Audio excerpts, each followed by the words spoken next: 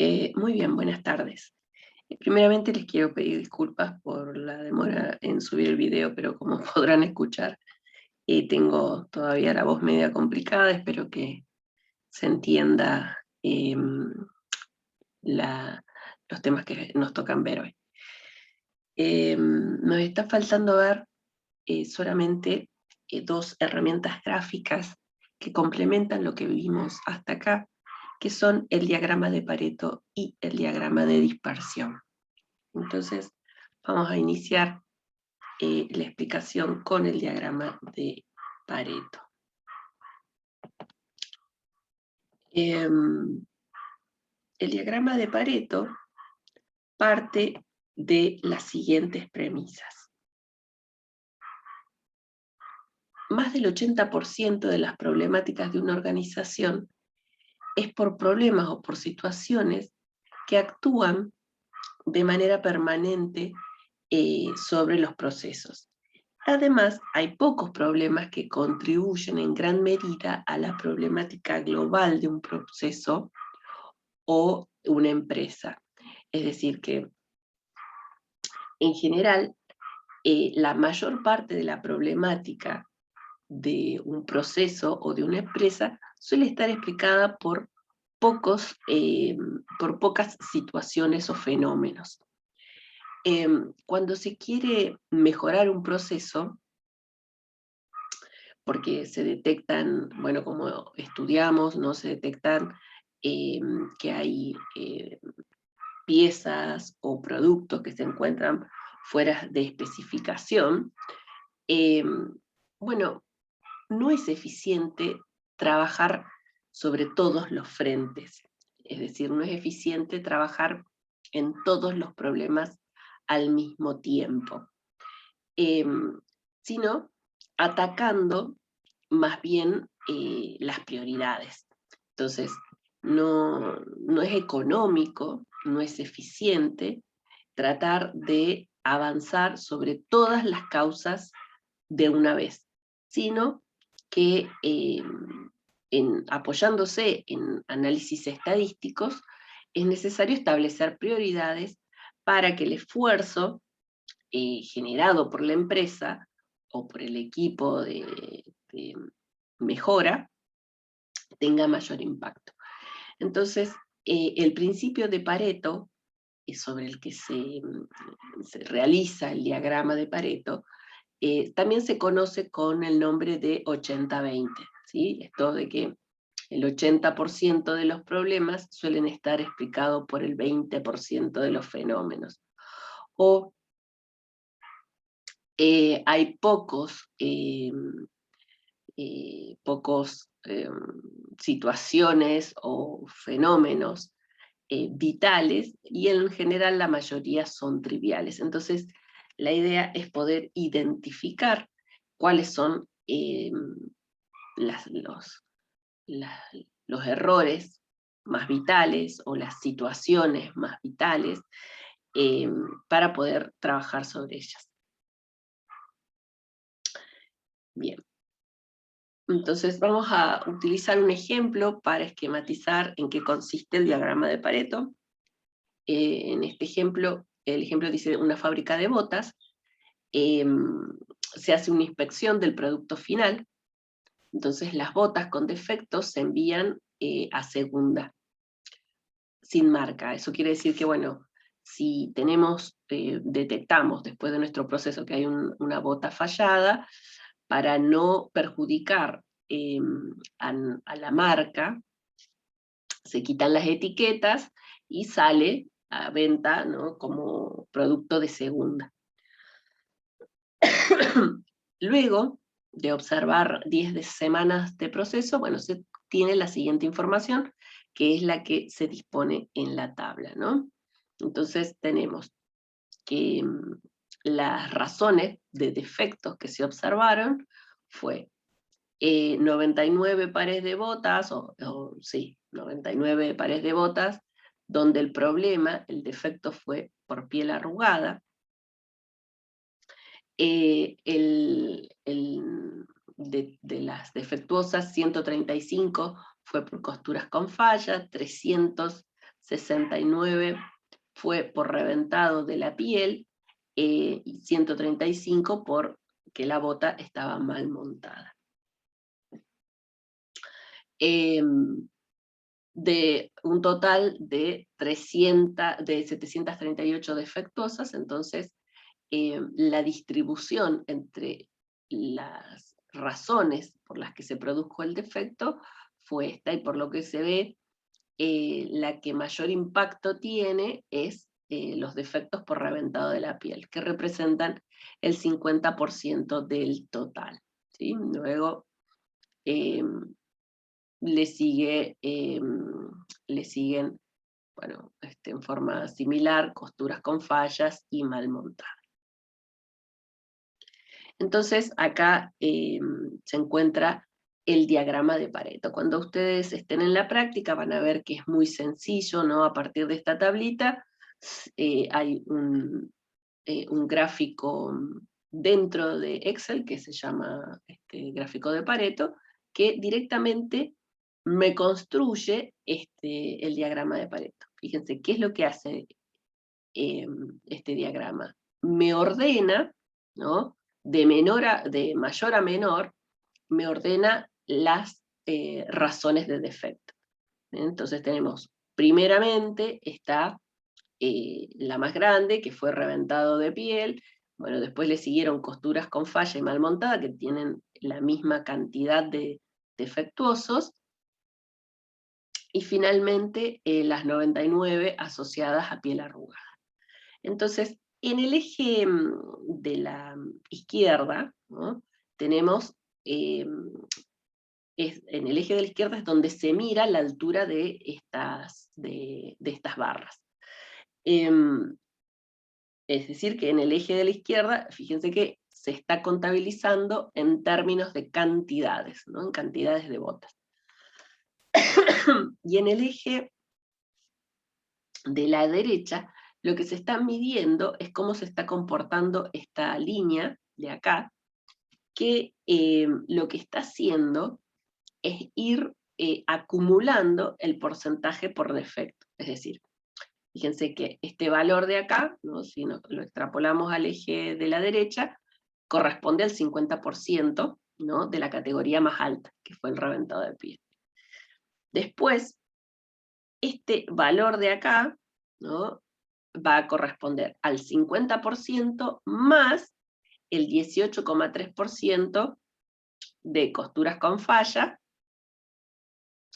costuras con falla, y después esta altura de acá, que si nos venimos hasta acá va a andar más o menos por este lado, es la suma del 50% de costuras con falla más el 18,3% de costuras de mal montada. A ver, ya lo dije mal. Sería el 50% de reventado de piel más el 18,3 de costuras con fallas, más el 18,3 de mal montada, ¿sí? Bien. Y si le sumamos, obviamente, el último porcentaje que está asociado a piel arrugada, se llega al 100% de los datos. Entonces esto lo que está mostrando es una frecuencia porcentual acumulada. Eso es lo que está mostrando esta línea continua. Entonces, con el diagrama de Pareto, uno rápidamente puede ver cuál es el principal problema. Entonces, el principal problema en este proceso es el reventado de la piel, ¿sí? Entonces, uno lo que trataría de hacer con el diagrama de Pareto es ver, bueno, dónde se produce un quiebre en estas barras, ¿sí? O sea, donde hay un quiebre fuerte en la continuidad de las barras, y bueno, acá claramente se da para la primera categoría.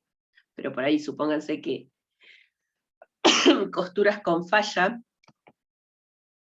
hubiese tenido una participación importante, ¿no? Y tuviera, qué sé yo, por ejemplo, una cosa así, ¿no? Que tuviera una barra así, bueno, entonces estas dos categorías, ¿no? Representarían el principal problema. estas dos serían necesarias de atacar.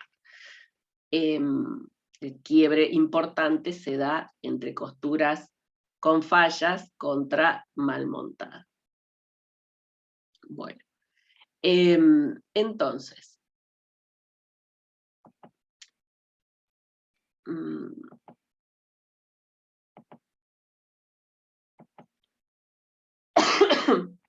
esto que acabamos de hacer se llama análisis de Pareto de primer nivel, ¿sí?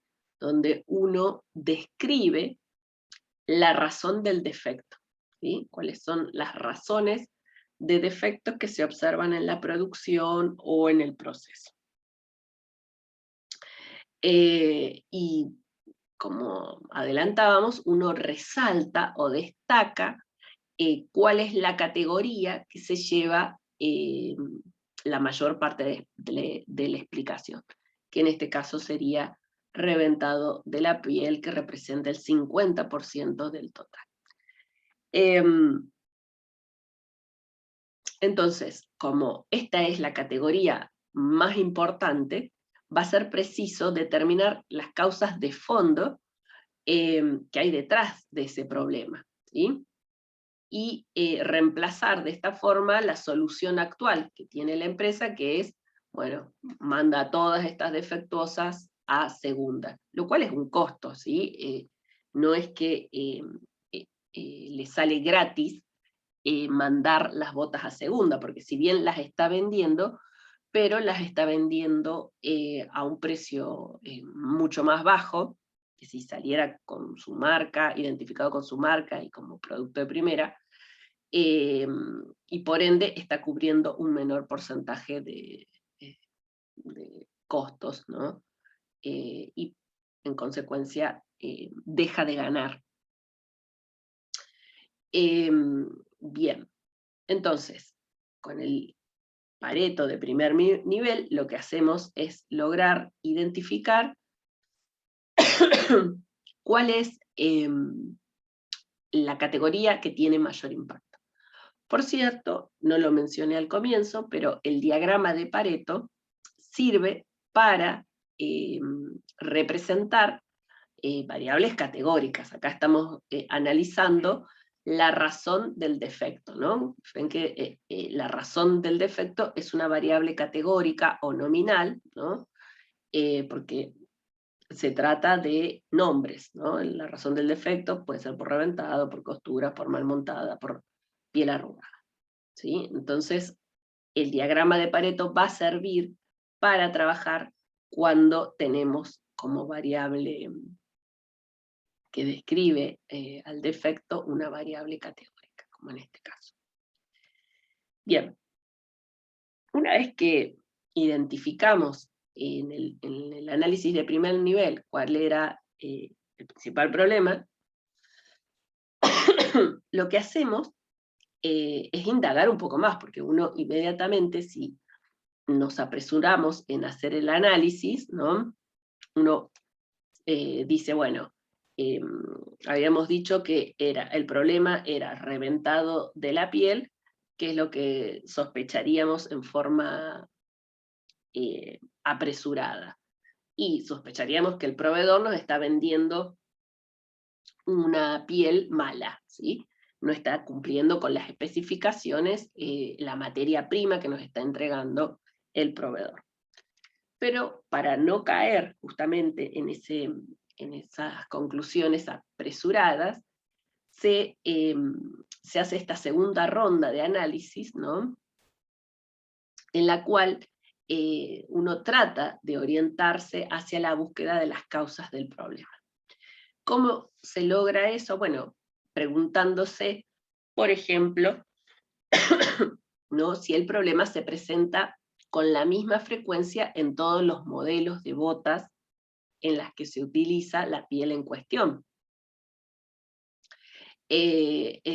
Si los defectos ocurren con la misma frecuencia en todos los turnos, si ocurre con la misma frecuencia en todas las máquinas con las que se trabajan, o con los operadores, etc. ¿Sí? Entonces, eso porque a lo mejor el problema no es el proveedor, ¿sí? Sino a lo mejor el problema está dentro de nuestro propio proceso. Entonces este tipo de análisis de segundo nivel nos puede ayudar a afinar un poco más el lápiz y ver si el problema subyace o no en alguna parte de nuestro proceso. Entonces, supongamos que se clasificó el defecto según el modelo de botas. Entonces, dentro de nuestros productos de botas, ¿no? Tenemos 3 modelos. El modelo 512, el modelo 501 y el modelo 507. Entonces las frecuencias de reventado que se observan asociadas a cada modelo son respectivamente 225 para el caso del modelo 512, 64 para el 501 y 80 para el 507. Y si lo vemos en términos de porcentaje, bueno, el 61%, ¿no?, de los defectos por reventado de la piel, el 61% está asociado al modelo 512. Entonces acá tenemos el diagrama de Pareto, ¿no? De nuevo, en el Excel pedimos el gráfico y nos va a devolver este diagrama. Y como vemos, el diagrama de Pareto nos está mostrando que la problemática, ¿no?, se da principalmente en el modelo 512. Entonces, por lo visto, la causa del problema radica en el proceso de fabricación del modelo 512 y no en la calidad de la piel necesariamente.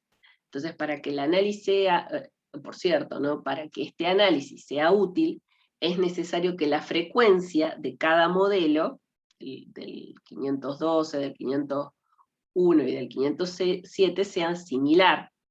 Es decir, no que acá yo produzca a lo mejor del 512 1000 y del 501 produzca 100 y del 507 produzca otros 100, ¿sí? Porque entonces, lógicamente, si yo produzco del 512 1000 unidades, y voy a tener una cantidad mayor de defectuosos por reventado. Entonces, cuando sucede esto, es decir, cuando las frecuencias de producción de los productos no son similares, nos conviene trabajar en porcentaje. Pero bueno, este gráfico se puede hacer de la misma manera, utilizando entonces los porcentajes, ¿sí? Sería el porcentaje de defecto reventado en el total de la producción del 512 y así. Bueno.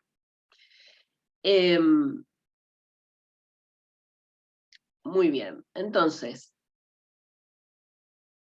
esto es lo que se conoce como el análisis de segundo nivel. Una vez que uno sabe, entonces, en vez de agarrar, y fíjense cómo vamos acotando el problema, ¿no? Entonces, nosotros partíamos de esta situación, que teníamos todos estos defectos. Entonces, si uno sale a tonta y a loca, dice, uy, bueno, tenemos problemas porque hay costuras con fallas, con mal montada, con piel arrugada, y entonces movilizamos a toda la organización para tratar de corregir todos los problemas, y ahí es donde estamos diciendo que, bueno, no estaríamos siendo eficientes.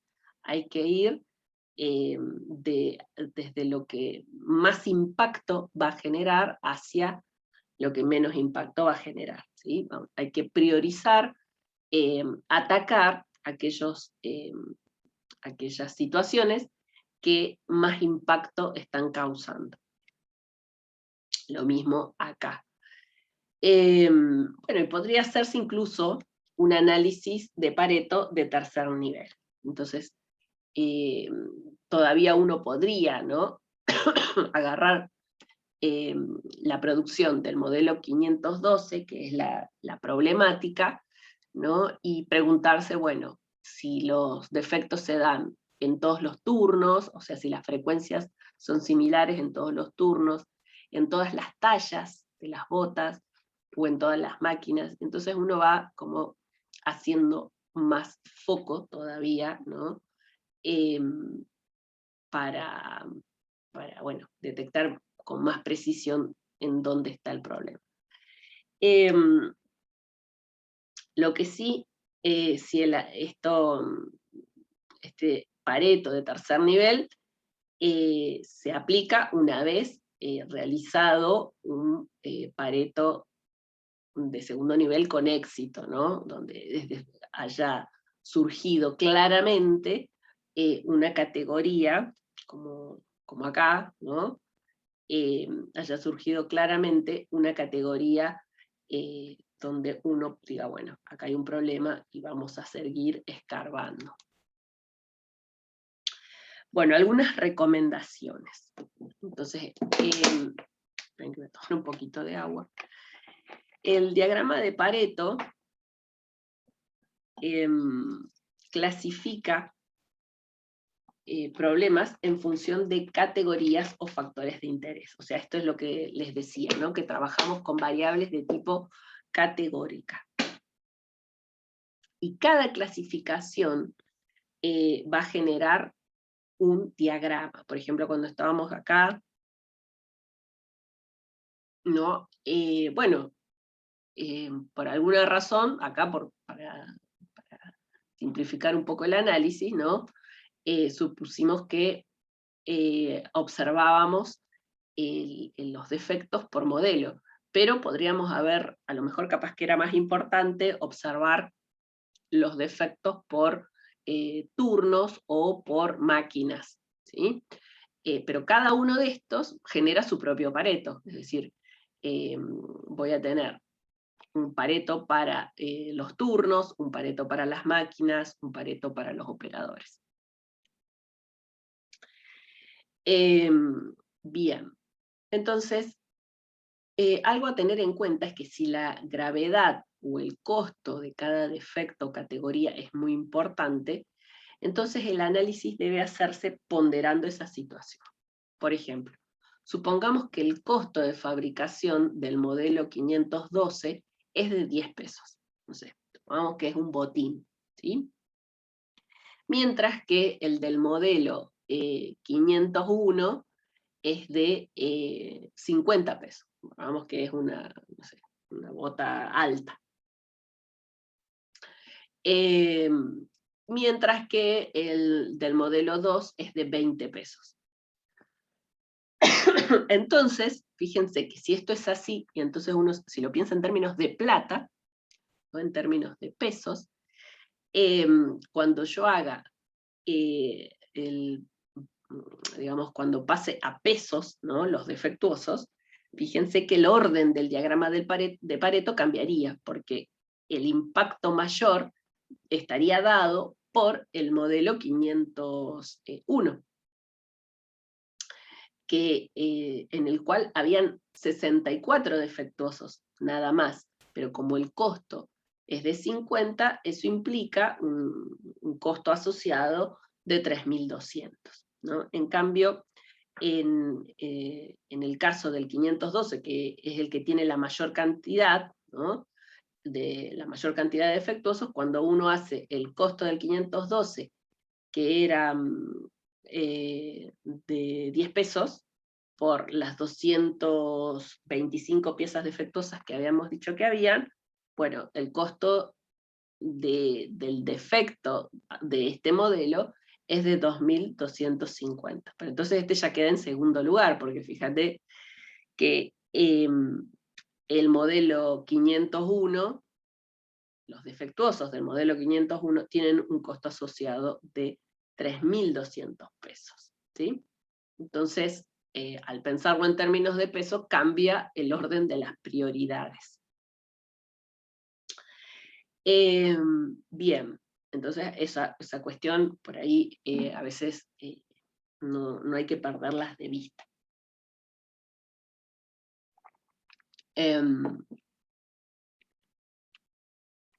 Bien, después, otra recomendación es no pasar al tercer nivel, esto que lo habíamos dicho un poquito, hasta agotar todas las opciones, o sea, todos los factores de interés de segundo nivel. O sea, trabajar a fondo sobre los factores de segundo nivel antes de pasar al análisis de tercer nivel. ¿Sí? Entonces, por ahí amerita, pero habiendo depurado o analizado profundamente todos los factores a nivel segundo. Después, otra observación es que la primera barra, como nos pasó a nosotros, puede ser menor al 80, esto de la ley 80-20 de Pareto, ¿sí? La primera barra puede ser tranquilamente menor 80, pero debe superar o dominar de manera clara al resto. Es eso que yo les decía, que uno tiene que observar un quiebre notable entre la barra más importante, ¿sí? Que por ejemplo acá se ve, ¿no? El quiebre cae significativamente, la barra más importante respecto del resto. Si hubiéramos tenido, por ejemplo, que la primer barra hubiese sido de esta altura, bueno, entonces ahí en realidad el modelo 512 no está destacándose significativamente respecto de los otros dos. ¿Sí? Si la barra hubiera sido así de peticita, este modelo 512 no estaría explicado. Entonces buscamos que haya un quiebre importante entre la barra más alta y el resto. No necesita ser del 80%, pero sí debe dominar de manera clara al resto. Bien. ¿Qué más? Cuando ninguna barra se destaca, como era lo que estábamos diciendo recién, entonces se debe reanalizar los datos, ¿sí? Y cambiar la estrategia de clasificación. Entonces es necesario, bueno, entonces por ahí capaz que el modelo no era adecuado. Tendríamos que haber encarado por ahí con los turnos, con los operarios, con las máquinas, ¿sí? Por ahí, si ocurre eso, bueno, el modelo no es la estrategia de clasificación más adecuada.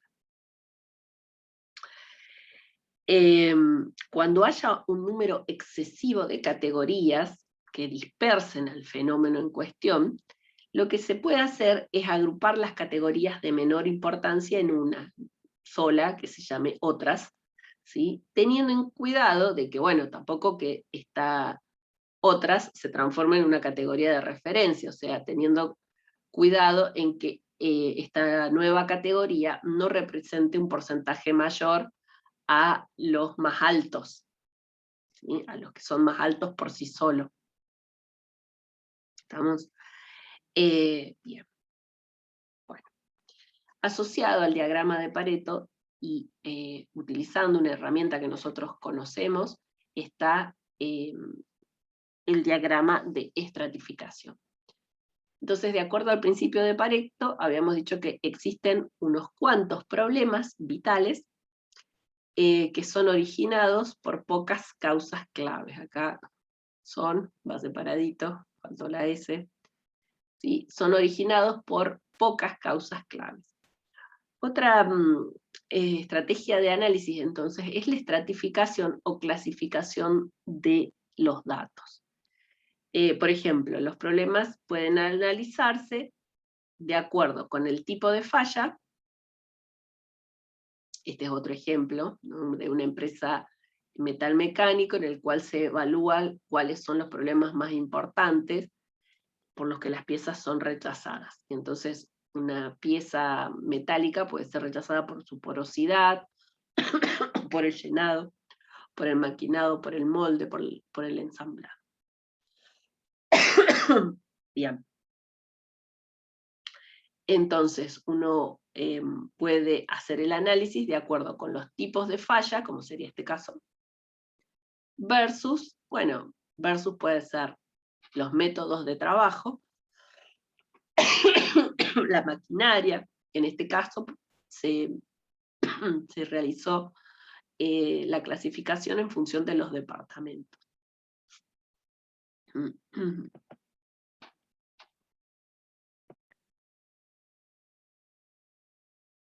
Bien, entonces la estratificación recoge la idea del diagrama de Pareto y la generaliza como una estrategia de análisis y búsqueda. Por ejemplo, ¿no? Habíamos dicho que en este caso clasificábamos en función de la razón de rechazo de las piezas y, bueno, necesitamos el criterio que vendría siendo como la causa, la causa donde se genera estos defectos. Bueno, entonces acá esa discriminación se hizo a partir de los departamentos. Entonces teníamos el departamento de las piezas chicas, el departamento de piezas medianas y el departamento de piezas grandes. Entonces, como podemos ver, primero, el problema más importante, ¿sí? Si miramos de 120 piezas observadas, que es el total, el problema más importante es el problema de llenado. Y dentro del problema de llenado, ¿no?, vemos que este se produce principalmente dentro del departamento de piezas medianas, ¿sí?, que es donde más piezas se observan. Bueno, les decía que esta herramienta ya la habíamos visto, porque no es más que una tabla de contingencia, una tabla cruzada. Bien, entonces, por un lado vemos el primer nivel que veíamos en Pareto, ¿no?, el primer nivel de estratificación. Observamos que el principal problema es el llenado. Y después, cuando vamos a ver las causas, que sería el segundo nivel de estratificación, vemos que las piezas medianas parecen ser la principal causa de que se genere esta magnitud de piezas con problemas de llenado. Entonces, habiendo detectado eso, uno podría ir a un tercer nivel para las causas, ¿no?, dentro del departamento de piezas medianas, ver qué está pasando ahí. Y ahí de nuevo, ¿no?, estratificar en función a lo mejor de los turnos, a lo mejor del operario, de los operarios o de las máquinas. Y bueno, se puede estratificar hasta donde sea posible para ir a fondo en alguna característica, en algún problema que estemos tratando de abordar. Bien. Bueno, algunas recomendaciones para hacer esta estratificación, o sea, para el uso de esta tabla. De acuerdo al principio de Pareto, existen unos cuantos problemas vitales que son originados por pocas causas claves. Entonces, otra estrategia de análisis es la estratificación o clasificación de datos, ¿sí? En realidad, esto de estratificar complementa al análisis de Pareto con el que arrancamos la clase. Bueno, como habíamos dicho, ¿no?, los problemas pueden analizarse de acuerdo con tipos de fallas contra métodos de trabajo o contra maquinaria, ¿sí? La estratificación recoge la idea del diagrama de Pareto y la generaliza como una estrategia de análisis y búsqueda, ¿sí? Bueno. Luego tenemos el diagrama de dispersión. Este es la segunda herramienta gráfica que puede ser útil para tener un diagnóstico de lo que puede estar pasando con un determinado proceso o con un determinado fenómeno que estemos observando. El diagrama de dispersión se construye dadas dos variables que tienen que ser numéricas, ¿sí? El de Pareto es útil para las variables cualitativas, el diagrama de dispersión es útil cuando las variables son numéricas. En este caso tenemos dos variables, una variable X, una variable Y, que son observadas sobre el mismo elemento de la muestra. Por ejemplo, o sea, a lo que vamos es que cada unidad estadística ahora me va a dar dos valores, un valor para X y un valor para Y. Ahora vamos a ver el ejemplo. Entonces el diagrama de dispersión, que es este que tienen acá ustedes en pantalla, lo que va a mostrar es una sucesión de puntos que se corresponde con los datos bivariados obtenidos en la muestra. Por ejemplo, bueno, entonces, supónganse que tenemos una fábrica de pintura que decide investigar la relación que existe entre la velocidad de mezclado y el porcentaje de impurezas que se observa en la pintura. Entonces los resultados son los que están acá en la tabla. Entonces, ¿qué se hace? Se toman muestras de pintura, ¿sí? Se toman muestras de pintura, y a cada muestra se le observan dos variables. Por eso es que les decía que los datos son bivariados.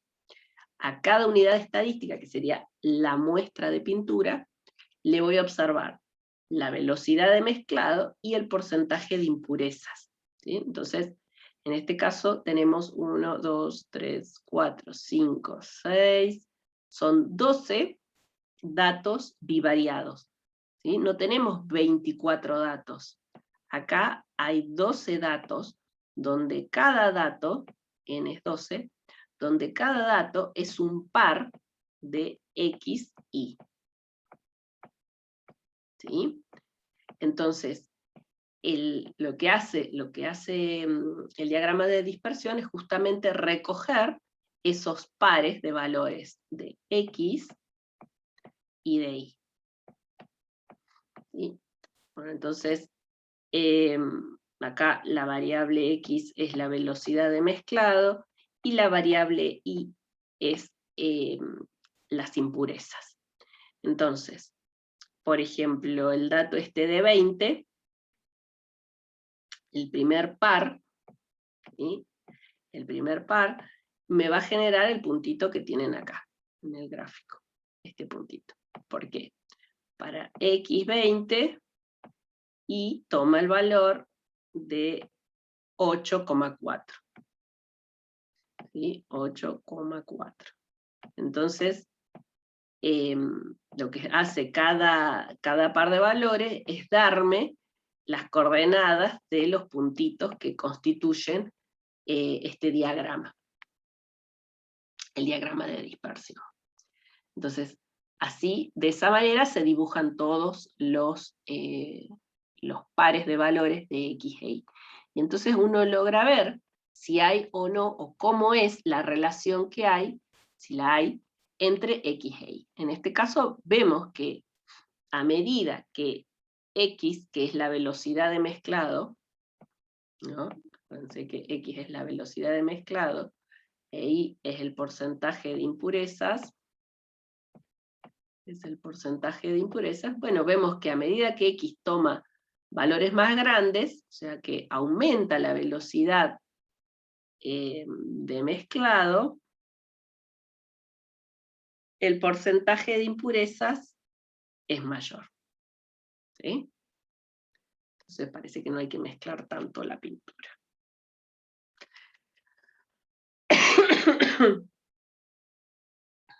Bien. ¿Cómo se interpreta entonces el diagrama de dispersión? Bueno, lo acabamos más o menos de hacer, ¿no? Pero en función, yo la interpretación la voy a hacer en función de el patrón que muestren los puntos, ¿sí? Entonces, ese patrón de puntos podría... A ver, esperen que se me pierde el... Vamos a poner el puntero láser. Entonces, de acuerdo al patrón que muestren los puntos, bueno, uno podría decir que entre X e Y no hay relación, no es el caso, ¿no? Porque uno está viendo que hay una relación. Uno podría decir que hay una relación positiva entre X e Y, que es lo que nos está pasando a nosotros, a medida que aumenta X, también aumenta Y. O podría decir que hay una relación negativa entre X e Y. Si los puntitos para que haya una relación negativa entre X e Y, bueno, tendríamos que tener los puntos dispuestos, ¿no? Más o menos así.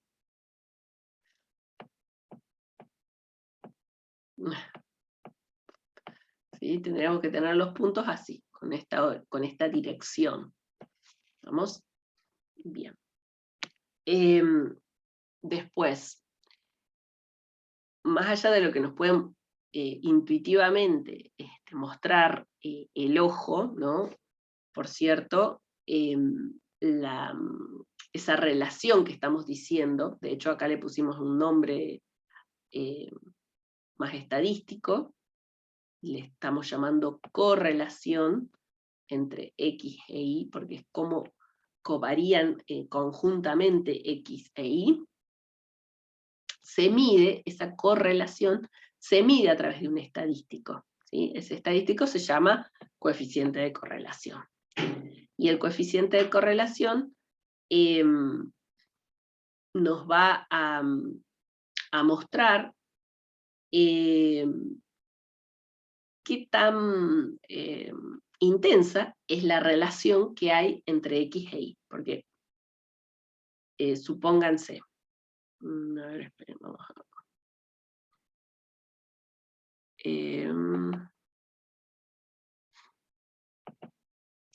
Bueno, supónganse, ¿no?, que tenemos estos puntos así, tal cual están ahí en la pantalla, ¿no? Pero si yo en lugar de tener esos puntitos, los tuviera así, vamos a imaginarnos acá, ¿sí? Yo estoy armando acá un nuevo diagrama de dispersión y mis puntos fueran así. Piripipim.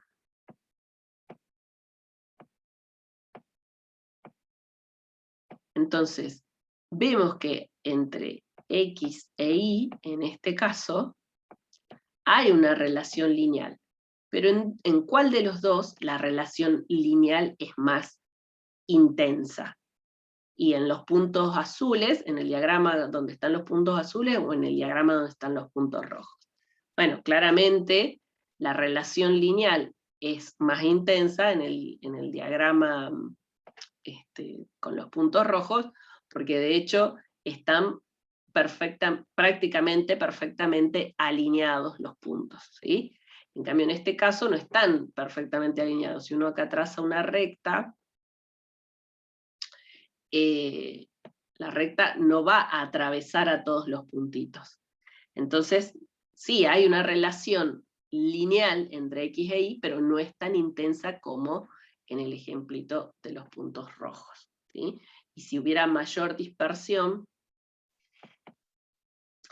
en los puntos azules que tenemos en pantalla, o sea, ponerle que tenemos que los puntos están así, ¿sí?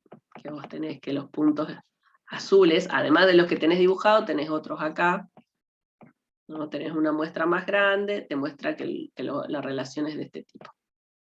Bueno, sigue siendo lineal, sigue siendo directa, pero es menos intensa que la que me estaban mostrando los puntos azules más grandes, ¿sí?